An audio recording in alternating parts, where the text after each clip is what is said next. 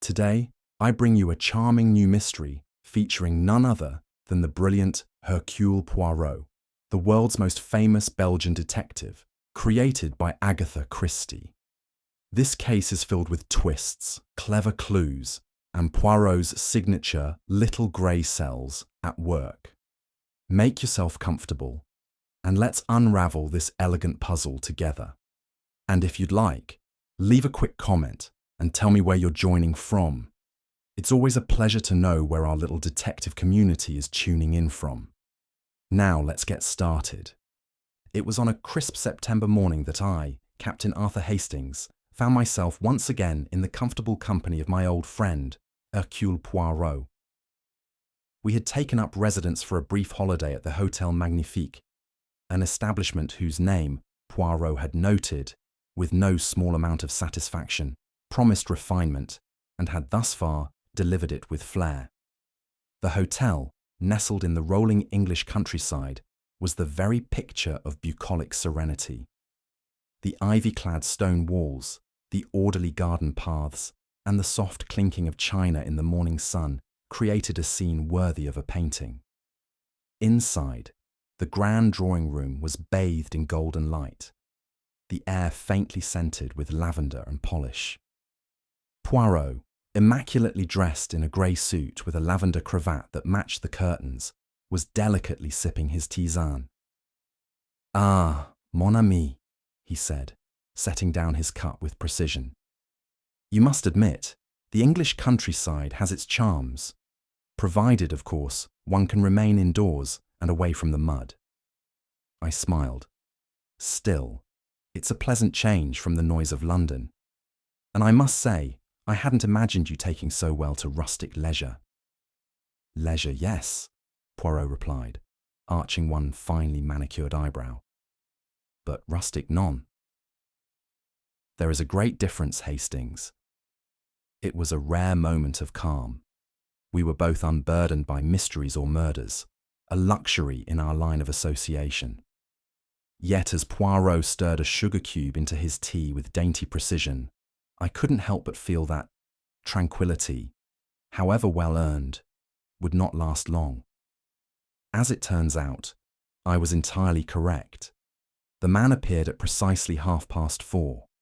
I had just finished my second scone and was glancing toward the lobby when a figure entered through the revolving door, tall, broad-shouldered, with a military bearing unmistakable even in civilian clothes.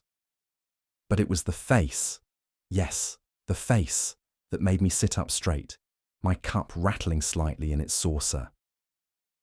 It was Colonel Rafe Martindale, except it couldn't be. Martindale had died 2 years ago in a military operation overseas. I had read the obituary myself, attended the memorial service even. Yet here he was, alive and walking as if he hadn't missed a day of life. I turned to Poirot, my voice slightly hoarse. "Poirot, I say, that man. Do you see him? That's Colonel Martindale. I knew him well during the war." Poirot followed my gaze, blinking mildly. "The gentleman in the tan overcoat?" "Yes, you can't miss the moustache. He had that same peculiar streak of silver just above the left corner." Poirot peered once more, then turned to me with calm deliberation. "But mon ami, if he is dead, then clearly it cannot be him." "That's just it. It is him," I said, standing. "He even walks the same way, left shoulder slightly stiff. He had a bayonet wound in 17 Poirot gently but firmly placed a hand on my arm. Sit, Hastings. One must not chase ghosts on an empty stomach." But I could not unsee it. The resemblance was not mere similarity. It was uncanny. "He looked straight at me," I muttered. "And he didn't even blink. Just walked past like I didn't exist." Poirot's eyes narrowed ever so slightly. "Intriguing," he said softly. "Let us file it, for now, in the cabinet marked Curious." That night, after a pleasant supper and a game of chess, during which Poirot beat me in 10 moves as usual, we retired to our rooms on the second floor. The moonlight cast a silver glow through the hallway windows, and all seemed peacefully still. until I heard Poirot's voice from the adjoining room. "Hastings, come at once if you please." I knocked and entered. Poirot was standing by the small writing desk, holding a square ivory envelope in one hand and its contents in the other. His brow was furrowed, never a good sign. "What is it?" I asked. "This," he said, holding up the letter, "was slipped under my door whilst we dined." I leaned closer. The handwriting was elegant but shaky, as if written in haste or fear. The letter read, "Monsieur Poirot, you do not know me, but I know you. I am not who they believe I am.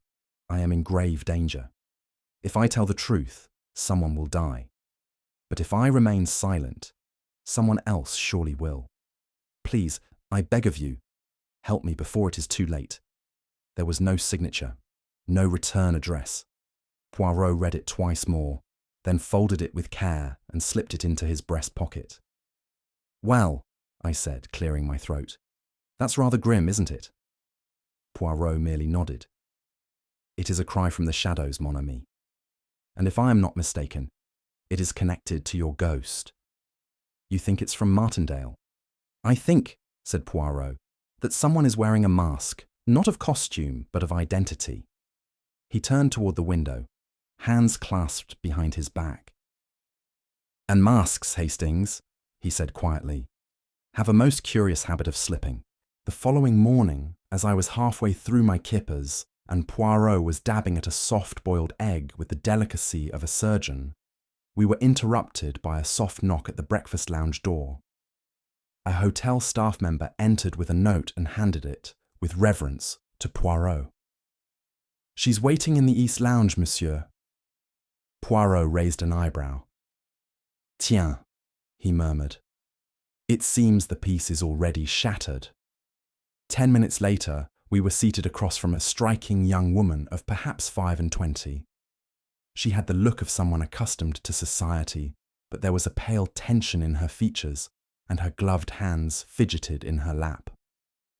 "I'm Miss Clarissa Langley," she began in a voice that tried to sound composed. "You may have heard of my family, Langley Estate, just north of here." Poirot bowed politely. "Indeed, mademoiselle. And how may I be of assistance?" "It's my fiancé, Geoffrey Danvers. Something is wrong. He's changed." Poirot gestured for her to continue. "It began after his accident," she said. "A boating mishap off the Dorset coast. He disappeared for over a week. When he returned, the doctor said he'd suffered a concussion and memory loss." She hesitated, then leaned forward.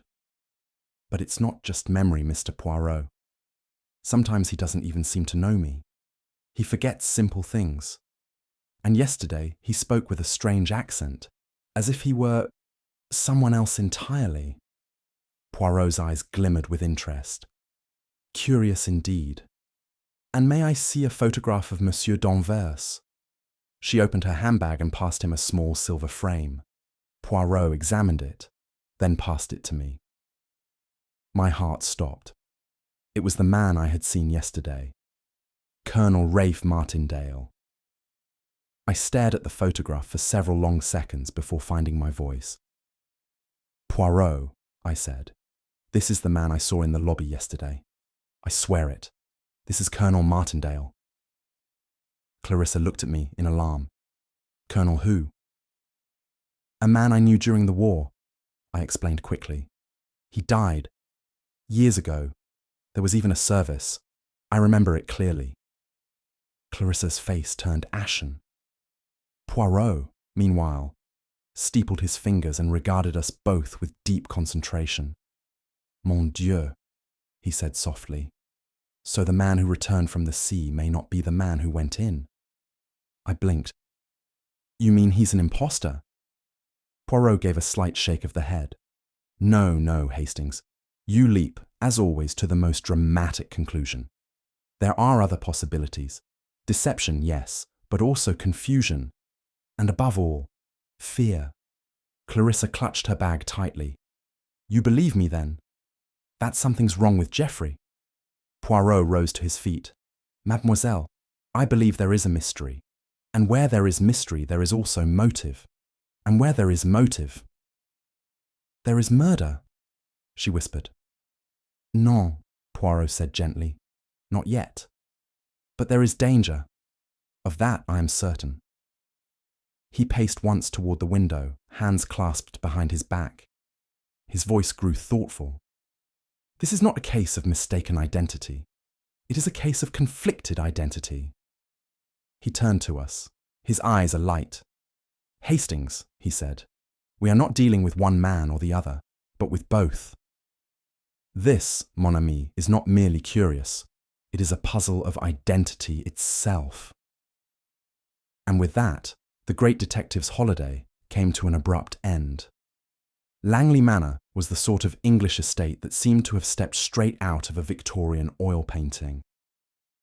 A long gravel drive, lined with towering beech trees, led to the stately Georgian facade, its ivy-covered walls basking in the pale afternoon sun.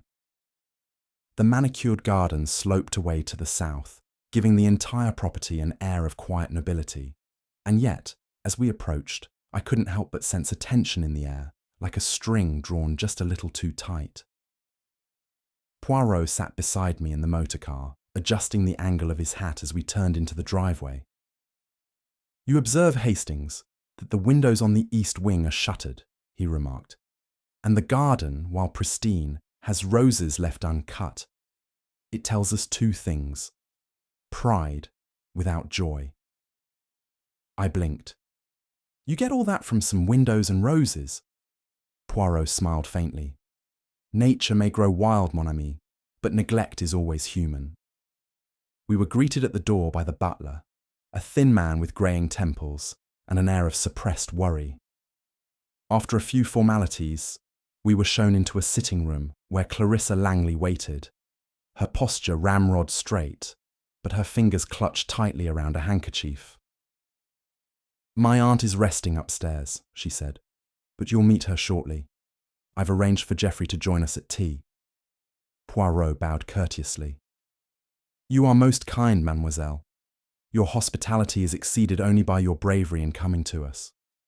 She gave a wan smile, and as she poured the tea, I couldn't help but glance around at the family portraits. All the Langley men had the same square jaws and cold, aristocratic eyes. Something about the place set my nerves jangling. Poirot, however, looked entirely at ease, as if he'd just stepped into a well-rehearsed stage play. Geoffrey Danvers entered precisely 3 minutes past the hour, tall, composed, and impeccably dressed. He looked every inch the gentleman. And yet, the moment I saw him, my unease deepened. He wore a faint, pleasant smile, and extended his hand with an air of polite detachment, but his eyes, those eyes, seemed to flicker, just slightly, when he spotted me. Mr. Poirot, he said in a smooth baritone, Miss Langley tells me you're something of a specialist in peculiarities. Poirot chuckled. I have been called worse, Monsieur Danvers. And you must be Captain Hastings, Danvers added, turning to me. A pleasure. The feeling is mutual, I replied, grasping his hand, but with a strange chill running through me. It was Martindale. The voice had changed slightly, perhaps softer, more refined, but the shape of the chin, the glint in the eye, even the barely perceptible stiffness in the left shoulder, there could be no doubt. Danvers sat beside Clarissa, his hand casually resting on her wrist in a manner that was meant to be reassuring, yet somehow appeared rehearsed. Throughout the conversation, he answered Poirot's polite inquiries with ease, perhaps too much ease. My memory. Some holes, certainly, he admitted with a smile. I'm afraid the ocean isn't kind to the mind, but the doctors assure me it's temporary. Poirot nodded. And you remember Mademoiselle Langley with clarity? There was a brief pause, a flicker of hesitation, and then, of course, who could forget such a face? Poirot's eyes narrowed just a fraction. I too noticed something else. Danvers blinked, rapidly, 4 or 5 times in quick succession whenever a question caught him off guard. It was a habit I remembered vividly from Colonel Martindale during a rather sticky situation in Gibraltar. A gentleman, yes, but one with secrets. Of that I was certain. And Poirot. He merely sipped his tea and murmured, "Les yeux, ils mentent rarement." The eyes. Hastings. They are most uncooperative liars. After tea, Clarissa excused herself to see to some estate matters, and Poirot, ever gracious, suggested a walk through the garden before the English rain decided to return. As we stepped onto the flagstone path, a figure emerged from a side corridor, tall, thin, with eyes like flint, and a mouth drawn into a permanent expression of restrained disapproval. "Miss Winifred Langley," Clarissa said in a half-apologetic tone. "My aunt." Miss Langley greeted us with a stiff nod. "So, you are the detective." Poirot smiled and bowed. "Hercule Poirot, at your service." "I was under the impression this was a family matter," she replied with an accusing glance at Clarissa. "It seems now we must invite outsiders into our private affairs." "My dear aunt," Clarissa said quietly. Geoffrey himself agreed it was worth investigating. We all grieve in different ways." Poirot's expression did not falter. "Ah, grief. It does not always follow the rules, does it, mademoiselle?" Miss Winifred's lips pressed tighter, but she said no more. As we passed along the terrace, another figure approached, this one more affable, if slightly frayed around the edges. His jacket was tweed, his moustache drooped a little too far, and his handshake was overzealous. "Captain Terence Blythe," he introduced himself. "Old chum of the late Reginald Langley, Clarissa's uncle." "A pleasure," Poirot said. "I was sorry to hear about your boating accident," the captain said to Danvers, who nodded vaguely. "The sea has a nasty way of taking things it shouldn't." "And you, Captain," Poirot said, "you live nearby." "Cottage on the edge of the estate. Rent-free, thanks to old Reginald's generosity. He always said I was family." Blythe smiled, but it did not quite reach his eyes. "And your occupation?" Blythe cleared his throat. "Retired military, modest pension. The markets haven't been kind, but one manages." Poirot's brow lifted subtly.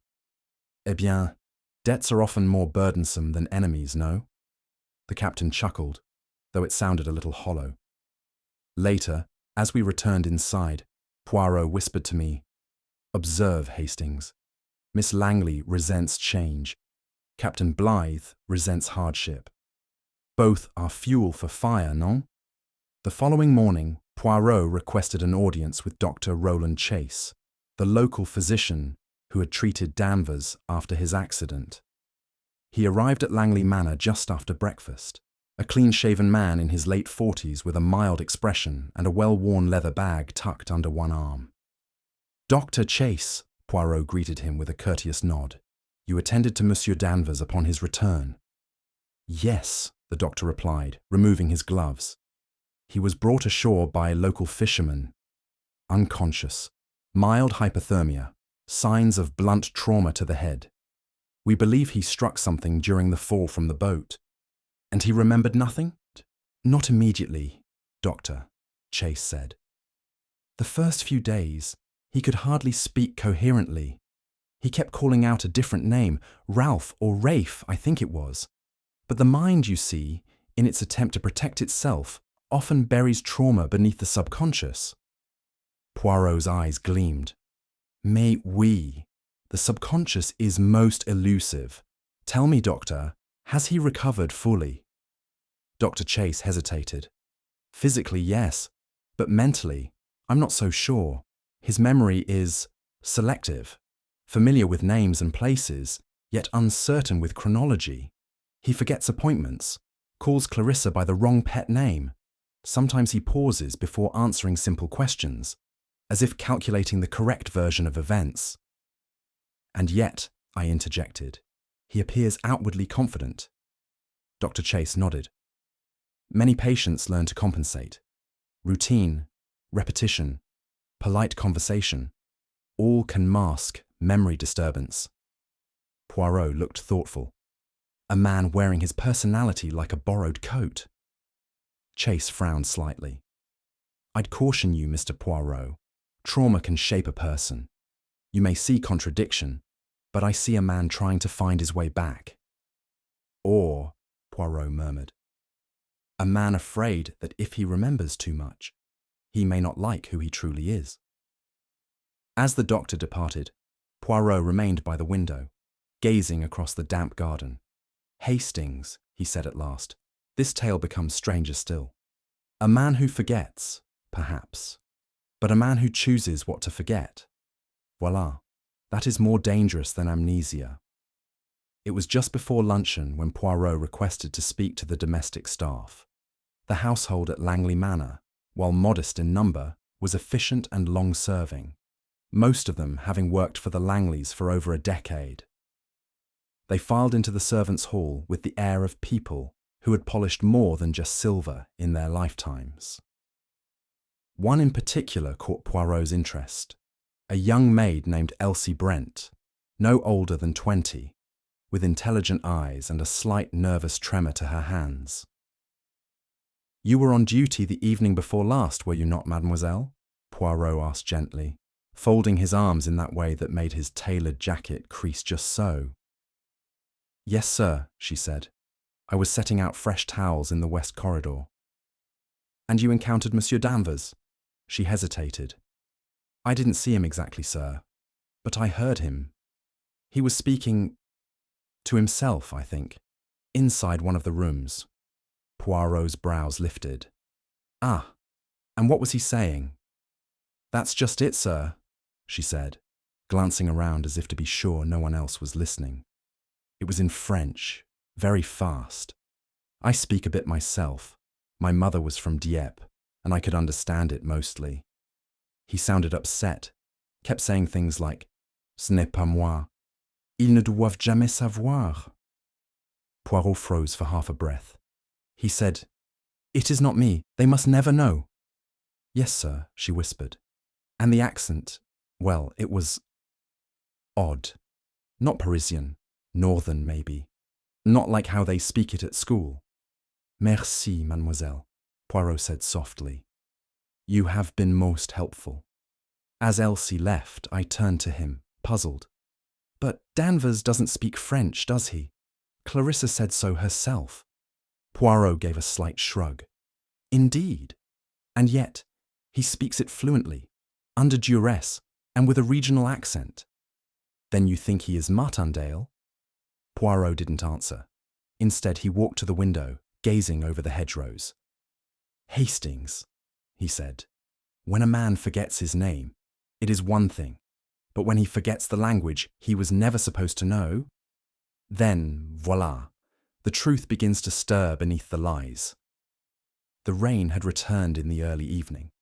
One of those grey, misty English drizzles that soaked through collars and moods alike. We had retreated indoors when the scream came. It rang out from the garden, sharp and sudden, followed by the unmistakable sound of running footsteps on wet gravel. Clarissa burst into the drawing room, pale as paper. It's Captain Blythe, she cried. He's... Poirot was already moving. We found him sprawled beneath the yew hedge near the sundial, a lifeless shape with his coat darkened by the damp earth. One arm was bent at an unnatural angle, and his cap lay several feet away in a bed of forget-me-nots. A single wound marked his head, a clean, devastating blow to the temple. I knelt to check for a pulse. There was none. Dead, I said grimly. No question. Poirot surveyed the scene with narrowed eyes, his gaze flitting not to the body but to the trampled grass around it, the displaced soil, the faint trace of footprints leading toward the east wing. Within minutes the household had gathered. Clarissa, pale and trembling, Miss Winifred, stoic and silent, Danvers, confused and blinking too often. I went out for a walk, he said when questioned. I needed air. I didn't see Terence. I only just returned. No one saw you leave, Miss Winifred interjected coldly. Poirot stepped forward. Monsieur Danvers, you will forgive me, but I must be precise. At what hour did you leave the house? Danvers hesitated. Around 6, I believe. I walked by the orchard, I think. You think? Poirot repeated softly. Mais non. You see, the orchard is to the south, and the mud on your boots suggests you passed through the eastern hedges. Danvers said nothing. His hand twitched slightly at his side. Dr. Chase arrived shortly after and confirmed the time of death to be roughly between 5:30 and 6:15 p.m., precisely when Danvers was unaccounted for. Could someone have lured him here? I asked Poirot as we walked the perimeter. Possibly, Poirot replied. But tell me, Hastings, does it not strike you as curious that Captain Blythe, who was so forthcoming with us yesterday, should end up dead the very next day? You think he knew something? Exactement, he knew too much. Or perhaps he guessed too closely. Inside, the atmosphere was tense. Danvers sat apart from the others, looking stunned. Clarissa tried to comfort him, but he barely seemed to hear her. Poirot sat back, eyes half closed, fingers steepled. A man has died, he said at last, and another may hang for it. But before that, we must understand one thing above all else. What's that? I asked. Poirot's eyes opened, sharp as blades. Whether Geoffrey Danvers ever truly existed in the first place. The morning after the discovery of Captain Blythe's body dawned grey and heavy with fog, the kind of English mist that seemed to press down upon the soul as much as the skin. Yet, despite the gloomy weather, Poirot rose with great energy. He dressed with more care than usual, donning his dove-grey waistcoat and a cravat with a crimson pin, and announced at breakfast, "Today, Hastings, we shall employ the little grey cells with great discretion."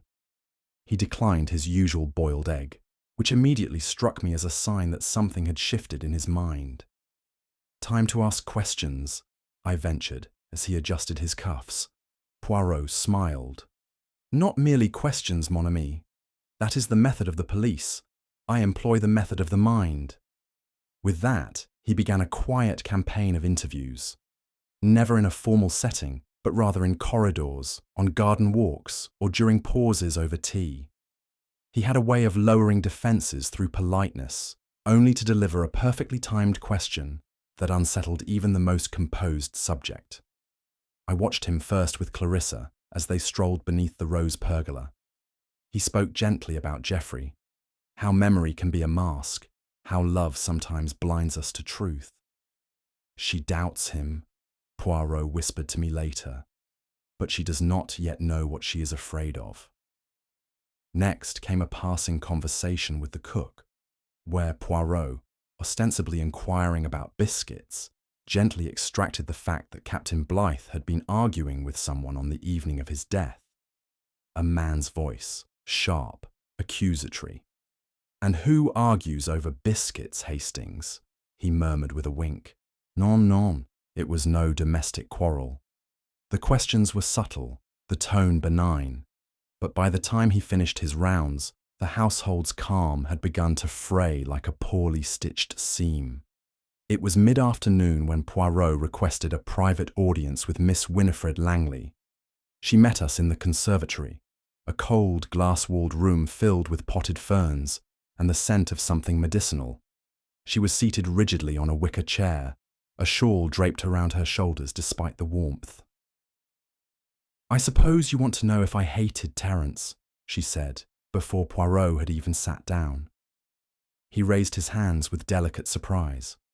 "Mais non. I am merely here to understand the family dynamic. Hatred is a strong word." She sniffed. "He was a parasite. Reginald's pet. Always hanging about the house, borrowing money, whispering advice. When Reginald died, I thought, foolishly, that the estate would finally come to me.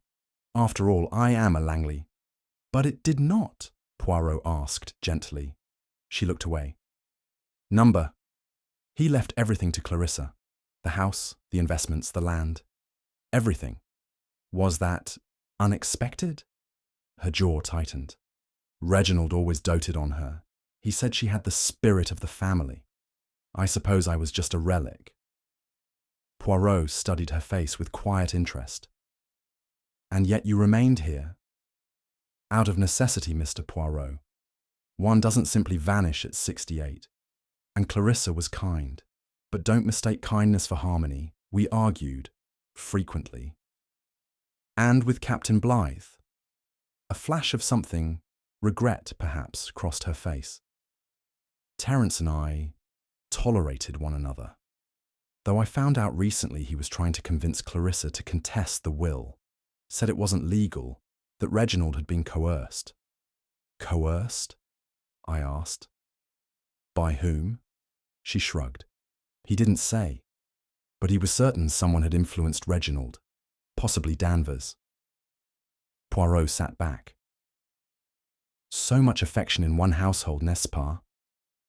And yet the roots seem shallow. She said nothing. Later, Poirot muttered to me, "Bitterness, Hastings. It curdles in silence until it turns to poison." Dr. Roland Chase returned to Langley Manor at Poirot's invitation, though his manner was less affable than before. There was a subtle change. A stiffness in his shoulders, a guardedness behind his spectacles. We met him in the drawing room, where Poirot had arranged a small but deliberate setting. 2 armchairs, a pot of tea, and a chair positioned slightly too close to the fire. "Too hot in here," Chase muttered as he removed his coat. "Ah," Poirot said with a smile, "but warmth encourages openness. Do you not agree?" Chase gave a polite smile, but his fingers drummed on the armrest. Poirot began gently, as always. "You have treated Monsieur Danvers closely since the accident. You have seen him often. Twice a week, sometimes more. Post-traumatic amnesia can linger for months, even years," he said quickly. "I was ensuring stability." Poirot nodded. "And yet, you never mentioned the episodes of dissociation." The doctor blinked. I beg your pardon?" Poirot picked up a slip of paper from his side table. "It was brought to my attention that Monsieur Danvers was overheard speaking fluent French in a northern dialect. Quite fluent, in fact. A curious skill for a man who failed French at school, n'est-ce pas?" Chase stiffened. "Delirium. I've seen patients revert to languages they heard as children. It means nothing. But Monsieur Danvers is not from France, nor was he raised by French speakers. So you see, Doctor, it may mean everything." The physician's eyes darted, just briefly, toward the window. "I'm concerned you're trying to pathologize a man who has already been through enough." Poirot leaned forward. "And I, Doctor, am concerned that you are protecting him." "I'm protecting a patient. That's my duty." "Or perhaps," Poirot said softly, "you are protecting a mistake. One made many years ago. One that now walks and breathes under the name of Geoffrey Danvers." Chase stood, his fists clenched. "You have no right to insinuate." "I insinuate nothing," Poirot replied coolly. "I observe."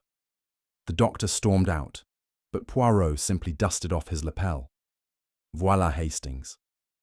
When a man's fear outweighs his reason, he has something to hide.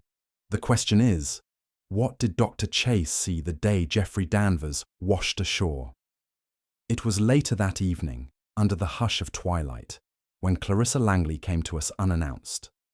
She stood in the doorway of Poirot's suite, her eyes rimmed with fatigue and uncertainty. "I can't keep pretending," she said softly. "May I come in?" Poirot gestured grandly to the armchair near the fire. "But of course, mademoiselle. The truth always prefers company." I poured her a small glass of brandy, while Poirot perched on the edge of his seat, fingers pressed together. "It's Geoffrey," she began, then paused. "Or rather, I don't know if it is Geoffrey." Poirot tilted his head.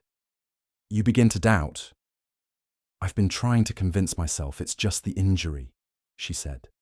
But the things he says, the way he says them, it's all wrong. He used to speak plainly, with the clipped speech of an Oxford man.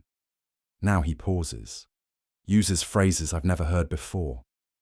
Just last week he said, I knew a place in Lille where the light had a certain sting to it. What sort of thing is that to say? Poirot gave a small nod. A memory not belonging to the man you loved, perhaps. She pulled something from her purse, an old letter. This was written before the accident, she said. Now compare it to this note he left on the kitchen table yesterday. Poirot examined both. One was written in clean, confident strokes.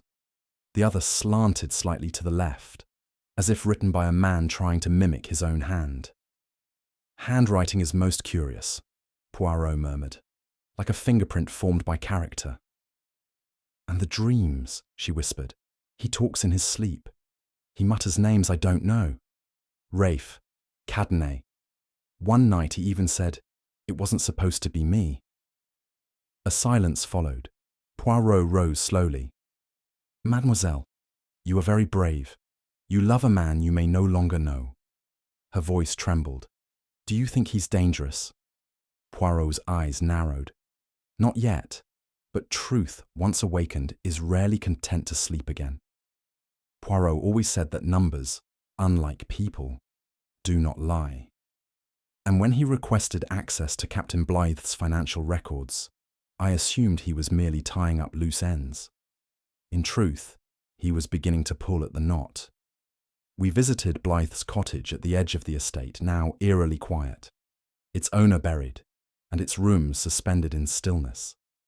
The housekeeper, a brisk woman with a nose for dust and drama, allowed Poirot entry to the study. It was there, behind a false back, in the desk drawer, that Poirot discovered a battered leather ledger wrapped in oilcloth. A man who hides his finances, Poirot murmured, does not wish them found. The ledger was filled with meticulous entries, dates, land parcel numbers, initials. Some amounts were modest, but others were suspiciously large, marked with vague annotations like CL or RM.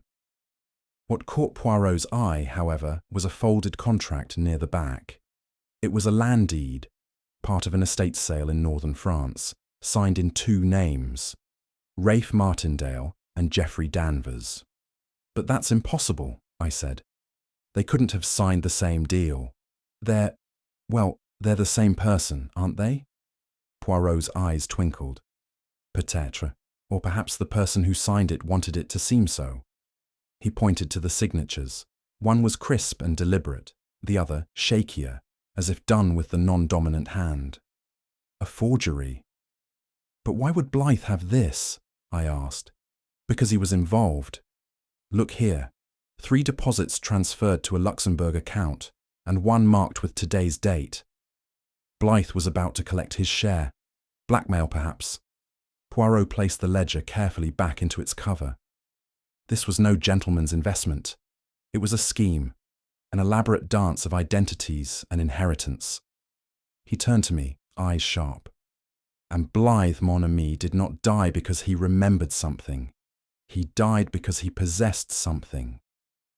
It was in the library that I found it, buried beneath a pile of wartime scrapbooks and a dusty cigar box labelled Tangier 1938. The photograph. I pulled it free and squinted in the dim afternoon light. A group of officers standing in uniform. The backdrop was unmistakably colonial.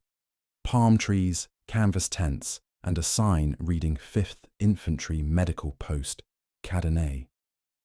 And there, unmistakably, was Colonel Rafe Martindale, staring squarely at the camera.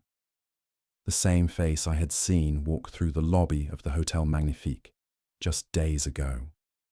I carried it straight to Poirot, who took the photograph with reverence, like a priest handling scripture. Look at him, I said. Same brow, same chin, and that posture, left shoulder slightly forward. He always led with it after the bayonet wound in 1917. Poirot's eyes narrowed. And yet, according to military records, this man is dead, buried in a grave in Calais, and Geoffrey Danvers was never stationed with this regiment. Then he is Martindale, I insisted. He must be. Poirot nodded slowly, then paused. Or he was. I stared. Was? Poirot tapped the corner of the photograph. Do you see, Hastings? You are certain of what your eyes perceive. But identities, mon ami, are more than photographs.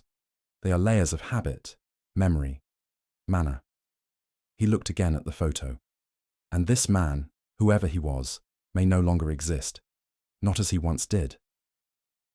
That evening, Poirot sat long into the night, his silhouette framed by the firelight, deep in contemplation.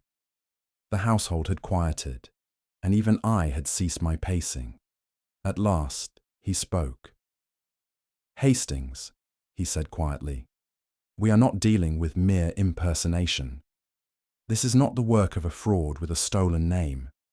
No, this is something far more delicate, more tragic. I leaned forward. What do you mean? Poirot held up a hand.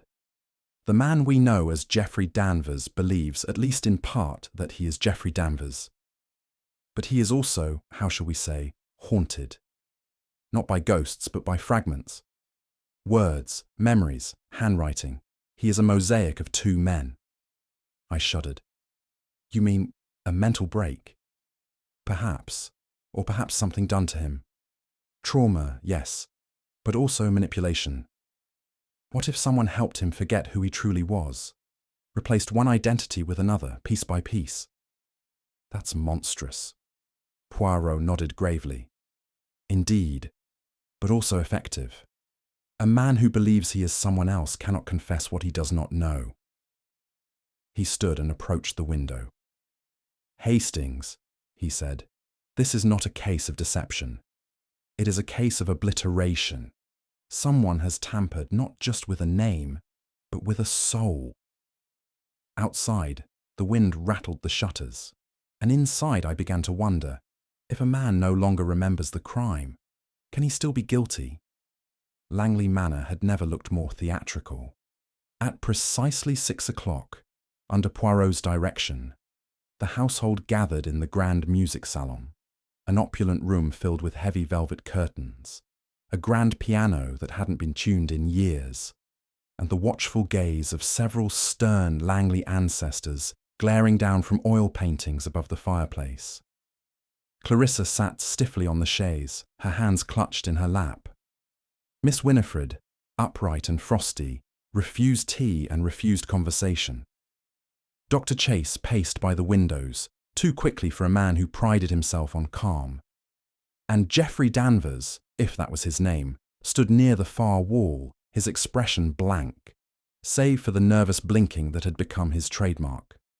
Poirot entered last, with me in tow, and he took his place at the centre of the room with the poise of a man about to conduct a symphony. Mesdames et messieurs, he began, thank you for coming.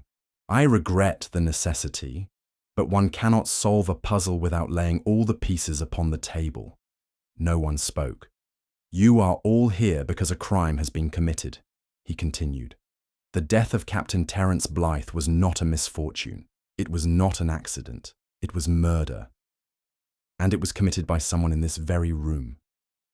There was a sharp intake of breath, though from whom I could not tell. Poirot raised a finger. But the death, heinous though it is not the only deception we face. No. There is also the matter of identity, of who precisely Mr. Geoffrey Danvers really is, or was. Danvers shifted slightly in his stance. And tonight, Poirot said, his voice low and dramatic, we shall unravel both mysteries, the murder and the man. He paused, then turned toward me. Hastings, if you please, the ledger, the photograph, and the letter. I laid them out one by one on the side table beside Poirot. The battered leather ledger from Blythe's cottage, the wartime photograph of Colonel Rafe Martindale, and the unsigned letter that had first slipped beneath Poirot's door. Poirot held the letter aloft. This, he said, was the beginning. A plea from someone desperate, someone who feared the truth more than death itself. He turned to face the group. But before we answer who wrote it, let us examine the events of the night in question, the night Captain Blythe was murdered. He looked directly at Miss Winifred. You claimed to be in your room, mademoiselle, reading from 9 o'clock onward, but the housekeeper reports your bedroom fire had gone out and your slippers were damp. Explain. Miss Winifred's lips thinned. I went out for air. I wasn't aware that was a crime. Indeed, no, but the eastern garden path, where you walked, leads directly past the sundial where Captain Blythe was found. I didn't see him. No? Poirot's voice sharpened. Because he was already dead. She gasped, then recovered herself. You're suggesting I struck him. I suggest only that you were capable of it, given your strength of resentment and proximity, but not that you did. Poirot turned to Doctor. Chase next. And you, Doctor, were at home? Yes, Chase said. Alone, reading case notes. And yet, Poirot said, your surgery ledger shows no entry for the sedatives missing from your cabinet, nor any record of their destruction. Chase paled. They were expired. I disposed of them. Convenient, Poirot said. And if I asked the chemist for a record of your order last month? Silence. Poirot let it linger. But perhaps most telling, he went on, is that you, Doctor, were the last person to examine Danvers after his accident. You knew what he was and what he was not. You aided the illusion. I was trying to protect him. Or yourself. For you, Doctor, are the man who made the wrong identification in Calais. You pronounced Rafe Martindale dead, when he was, in fact, the man now standing before us. Danvers looked as though he might collapse. Poirot turned, finally, to Clarissa. And you, mademoiselle? You claim to have seen Captain Blythe at dinner, then not again until the following morning. Clarissa hesitated. Poirot's voice grew softer. You saw him later that night. You argued. He threatened to expose the truth of your fiancé's identity, of the forged property deal. And so you lied. You removed half an hour from your evening. Clarissa said nothing. You did not kill him, Poirot said. But you knew the storm was coming, and you did nothing to stop it. He straightened, eyes bright. One by one your alibis fall, not from guilt perhaps, but from fear. And then he faced the room with finality. But only one among you feared that truth enough to silence it forever. Poirot let the silence stretch. Then, with a grace that seemed both theatrical and utterly natural, he walked to the fireplace and lifted the photograph from the mantel, the one Hastings had found, the one I myself could not stop thinking about. Let us speak now, he said, of identity. He turned to face the room again. Colonel Rafe Martindale, he said, lifting the photograph slightly, was declared dead after an intelligence operation in the Indian subcontinent during the late war. His body was never properly recovered, only assumed to be his by proximity, uniform, and circumstance. He paused. At the same time, another man, a fellow officer, by the name of Geoffrey Danvers, was also missing. A man of similar height, similar build, and no close family to confirm details. Danvers, if we could still call him that, shifted uncomfortably. After the explosion at Cadenay, the bodies were mixed, charred. Identification was difficult. The man we now know as Danvers was found unconscious but alive. He was brought to shore and, crucially, attended by our very own doctor, Chase. Poirot gestured delicately toward the physician. The good doctor declared the man to be Geoffrey Danvers. Poirot's voice dropped. But he was wrong. There was a soft gasp from Clarissa. Danvers stared at Poirot, as if trying to see through a fog. You see, mes amis, Memory is fragile, especially when one does not wish to remember. But there were signs, so many signs. A shoulder injury only Martindale had, a French accent in sleep, knowledge of places Danvers never visited, a writing style that changed, a man caught between two selves. He stepped closer to Danvers now. "You are Rafe Martindale," he said. "You took the name of a dead man, not as a criminal, but perhaps as a coward. A man ashamed, perhaps, of what happened in India. A man who saw a chance to bury the past." "No," Danvers said, but his voice was trembling. "That's not—" Poirot raised a hand. The name Geoffrey Danvers became a shield. "You loved Clarissa. You wanted peace. But the past, monsieur, it is a shadow. It stretches." Danvers crumpled into a chair, his hands in his hair. "I didn't mean—" he choked. "It was supposed to be over." Poirot's voice softened. "But you cannot forget what you are, no matter how tightly you bind the mask." He turned back to the room. "And so the man before you is not Geoffrey Danvers. He is Colonel Rafe Martindale, torn by guilt, stitched with silence, and now exposed." Dr. Chase, who had thus far remained stone still, suddenly rose and crossed to the decanter. He poured himself a brandy with trembling fingers, but did not drink it. His face was pale. His mask of clinical detachment was gone. Poirot watched him with eyes full of something close to pity. "You knew from the beginning, did you not, Doctor?" Chase did not reply. "You saw the scar on his shoulder. You heard the French in his dreams. And more than that, you remembered Martindale. You had served with him." Chase looked up, his voice brittle. "He was my patient." Poirot nodded. "And your guilt, your loyalty, compelled you to protect him, even when you knew the truth." "He was broken," Chase said, more to the brandy than to us. "His mind was shattered. He kept saying he was no one, that he wanted to be someone else. He begged me not to tell." Poirot folded his arms. "So you identified him as Danvers. A lie. One you believed would help him heal." Chase's mouth twitched. And it did. For a time. He found Clarissa. He built a life. I thought, perhaps that could be enough. Poirot's gaze hardened. But then came Blythe, and with him, blackmail. Chase swallowed. "I told him not to say anything. I begged him. But Terence was desperate for money. He threatened to go to the press, to the army. Rafe, Danvers, he didn't even remember the original fraud. But Blythe didn't care. He wanted his cut. And so," Poirot said gently, "Blythe died." Chase shook his head. "I didn't kill him, I swear it." Poirot raised a hand. "I do not accuse you of murder, Doctor, only of a lie. A mistake of mercy, perhaps, but a mistake nonetheless." Chase finally drank the brandy. "And now," Poirot said, "the truth breathes again. And it must be faced." For a moment, no one spoke. Clarissa Langley sat motionless, her eyes wide, her features porcelain pale. Beside her, Martindale, still masquerading in Danvers' shell, looked like a man who had fallen through his own reflection. Dr. Chase sat bowed, brandy glass untouched.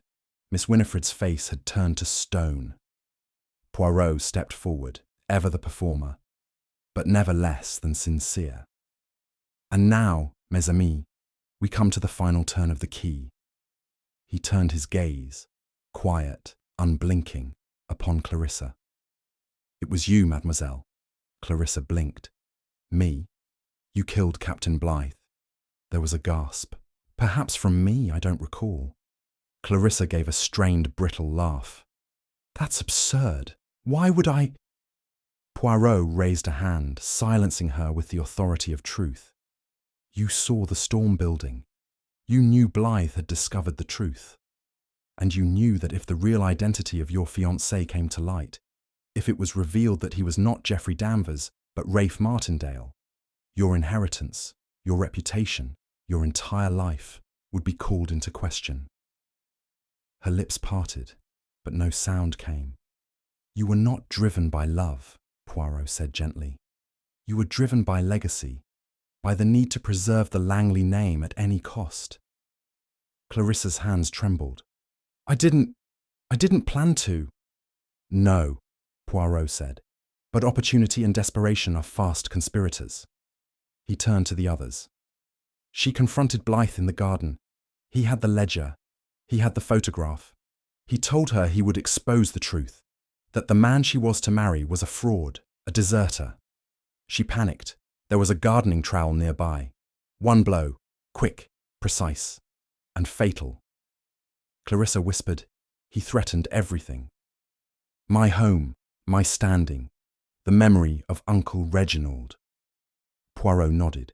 "To protect the dead, you created another." There was silence. Then Clarissa stood. "I loved him," she said softly. "Not the uniform, not the past. I loved the man I thought he was. And I knew if the truth came out, no one would believe it had been real." Poirot bowed his head slightly. "That is the tragedy, mademoiselle. You killed not to protect love, but to preserve the illusion of it." She turned toward Martindale, no longer denying who he was, his eyes wide, broken. "I'm sorry," she said. "I thought it could last." Poirot stepped back. "The police will be here shortly," he said. "Justice, like identity, cannot be escaped forever." The following morning, Poirot and I stood in the drawing room, the mist outside softening the edges of the manicured lawns. Clarissa had been taken away quietly, without drama. Martindale had retreated to his room, no longer pretending to be someone else. The manor felt still, hollow, like a stage after the curtain falls. I turned to Poirot. "It's hard to believe she did it. She seemed so decent." Poirot gave a faint smile. "Ah, Hastings, the human heart is never simple. It is like an onion, layer upon layer, each one hiding the last." "And Martindale," I asked, "will he face trial?" Poirot shook his head. "He committed no murder, no fraud. The identity was given to him by another. The question now is whether he chooses to reclaim his truth or continue in shadow." I sighed. "You were right all along. It wasn't about mistaken identity." "No," Poirot said. "It was about identity willingly surrendered, about lies worn so long they became skin." He glanced out the window, his voice soft. "When people protect a name, not for love, but for pride, it becomes a dangerous thing. Clarissa wrapped a secret in inheritance, and it strangled her." He turned back to me with a quiet twinkle. "But now, mon ami, I believe we have earned our return to the Hôtel Magnifique, with tea, and perhaps something less murderous." I smiled. "With pleasure." As we stepped into the morning light, I realized that once again, Poirot had peeled back not just facts, but the very soul of the people involved, and left no illusion standing. The confession, when it came, was not dramatic. It was quiet, almost weary. Clarissa Langley sat in the drawing room, her shoulders hunched inward, as if trying to shield herself from the very walls that had once defined her world. The grandeur of Langley Manor, with its portraits and Persian rugs, offered no refuge now. Poirot and I stood opposite her. A constable waited discreetly in the corridor, summoned by Poirot the moment she had whispered, "It was me." Clarissa didn't cry, not at first. She simply spoke, her voice brittle. "He said he'd ruin us," she murmured. "Said he had the papers, the proof. Said he'd go to the papers and the trustees." "You are speaking of Captain Blythe?" Poirot asked gently. She nodded. "He knew everything, about Geoffrey, about the false signature on the property deed, about Uncle Reginald's will. He said I had two choices, pay him or watch it all fall apart." Her voice cracked on the last word. Poirot's tone was gentle but unwavering. And so you took the third option. I went to the garden, she said, almost as if describing a dream. I only meant to threaten him. I told him he didn't understand, that I couldn't lose Geoffrey, not after everything. Her hands trembled, but he laughed. He called me naive, said Geoffrey didn't even remember who he was, and that I didn't either. She looked up finally, and for the first time tears slipped down her cheeks. There was a trowel. I don't remember thinking, just doing. And then it was done. Poirot bowed his head slightly. Thank you, mademoiselle, for telling the truth. At last. The constable entered silently, taking her gently by the arm. Clarissa didn't resist.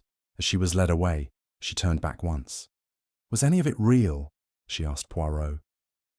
Love, he replied softly, is real, even when mistaken. 2 days later, we were back at the Hotel Magnifique. The same ivy curled around the stone archways. The same crisp table linens and fine silver teapots greeted us at breakfast. But the world felt altered, as though the air itself had learned the weight of truth. Poirot sat at our usual table, carefully peeling an orange with surgical precision. I sipped my tea, grateful to be among sanity, or at least the closest version of it one could hope for when accompanying the world's most famous detective.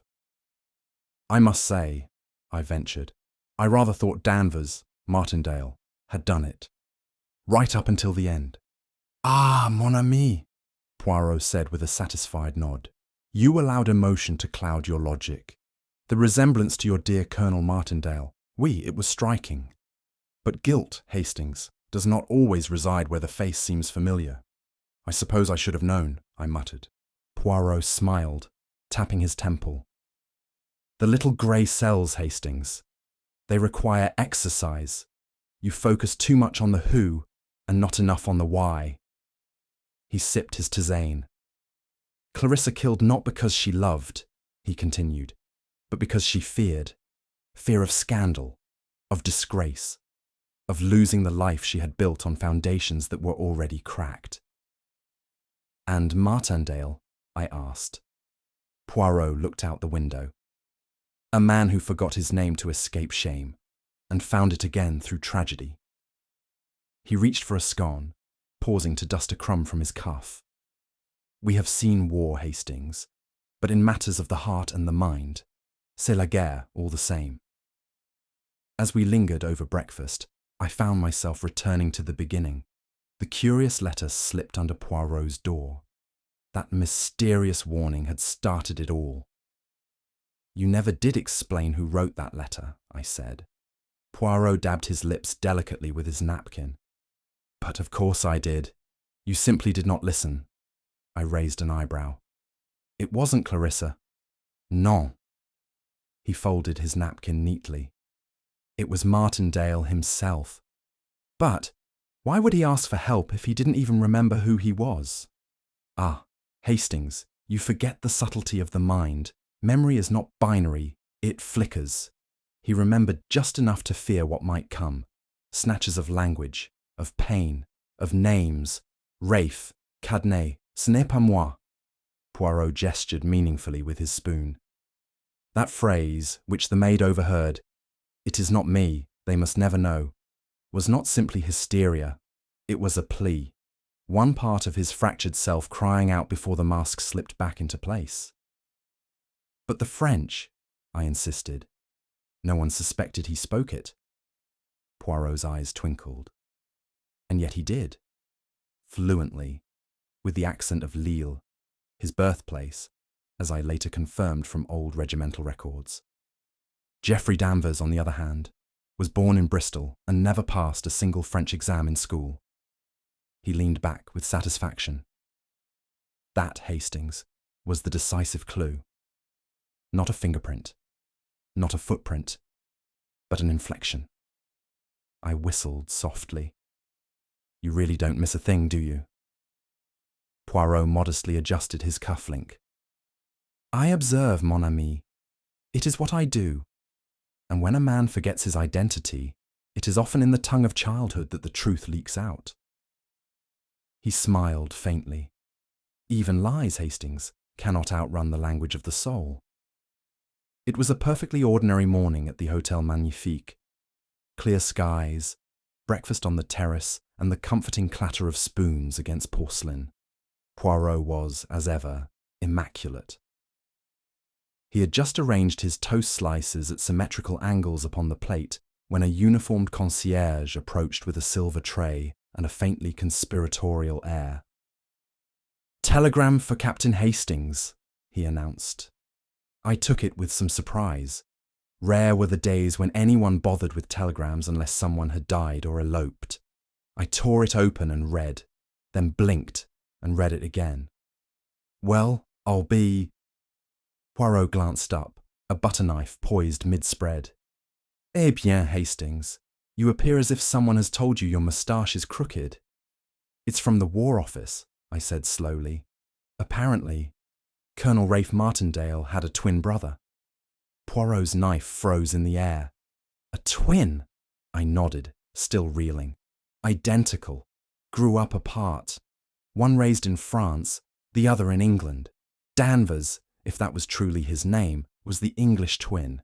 Died in the mission. Martindale assumed his identity without knowing they were brothers." Poirot's eyebrows lifted. "Mon Dieu, it was not only a stolen name, it was unknowingly inherited." I sat back, stunned. So all along, the resemblance wasn't coincidence. Poirot leaned back in his chair, smiling faintly.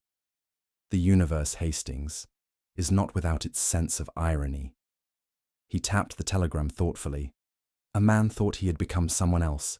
In truth, he had merely found a different version of himself. He sipped his tea. "And you see, mon ami, even the final twist, voilà, is not always ours to control. That, too, is the work of fate."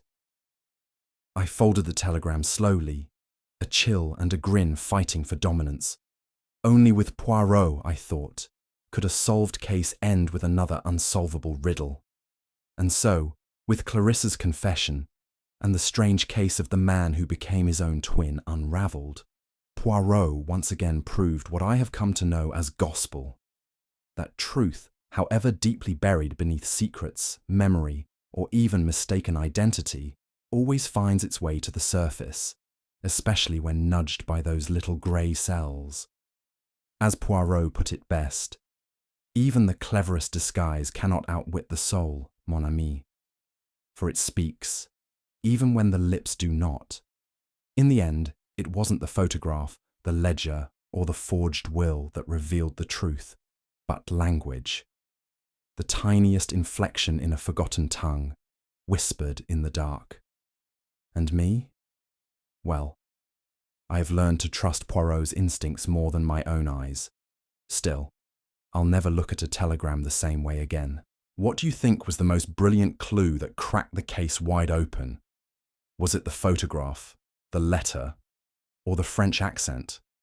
Let us know your theory in the comments below. We love hearing your deductions. If you enjoyed this Hercule Poirot mystery, don't forget to like, share, and subscribe to our channel. Your support helps us bring more classic detective stories to life every week. And remember, every clue counts. More thrilling Poirot cases are just around the corner. Stay tuned, mes amis.